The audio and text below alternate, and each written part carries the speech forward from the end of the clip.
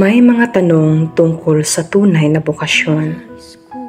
Maraming landas, iba't ibang direksyon. Bokasyon sa pagpapare, bokasyon sa pagmamatre, at bokasyon sa pag-aasawa. Bawat isa'y may dahilan at misyon. Ngunit sa dami ng pagpipilian, ano ba talaga ang iyong inilaan? Paano ko matutukoy? Paano ko malalaman ang tamang landas na itinakda sa akin ng Panginoon? Sa likod ng bawat ngiti at pagluha, sa mga gabing mag-isa, may tawag na tahimik, nagsasabing, halika, na sana tinugunan ko na. Natanong mo na ba? Lord, ano ba talaga ang bokasyon na iyong inilaan? Sa dami ng tawag sa simbahan na aking tinugunan, bakit parang may kulang? Parang may gusto akong ibang tugunan. Jesus, ito ba talaga ang iyong inilaan? O kagustuhan ko lang? Kagustuhan na sa buhay relihiyoso inilaan at patuloy ki itong iniiwasan kasi hindi pa kayang tugunan. Ngunit si Jesus palaging nandyan para ako'y alalayan. Panginoon, ano ang silbi ng buhay ko kung hindi ako mamumuhay gaya ng kagustuhan mo? Kaya bigyan mo ako ng lakas upang tugunan ko ito at masabing, Lord, ito ako, handang tumugon at sumunod sa tawag mo. At ngayon, ito ako nakapasok na sa kumbento.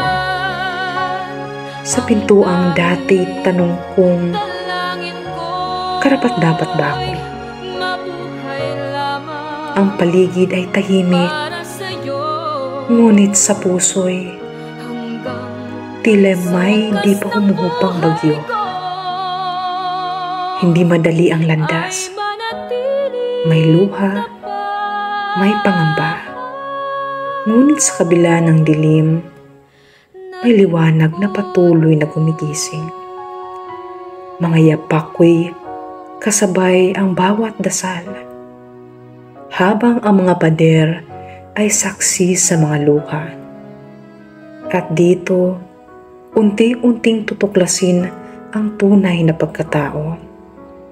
Pumasok ako dito sa kumbento, dito sa katahimikang tinatawag na tahanan, dito sa kumbento kung saan ako unti-unting magiging ako. Nang buhay ko ay may alay sa iyo. God said, I will not leave you until I have done what I have promised you. My name is Trini Tumaga, 19 from Tuluran North, Cotabato. God is calling you. Your age does not matter. I am Deza Maris Caligo, 18, from Tuluran North, Cotabato. It is a gift, a mission, and journeying with God. My name is Jurjeline Dagongboy Gabatin from Sandoval, Taytay, Palawan, 21 years old. It's not only chosen by ambition, but by something deeper. I'm Aina Rose Ongtoy, 22, from Minsalip, Zamboanga del Sur.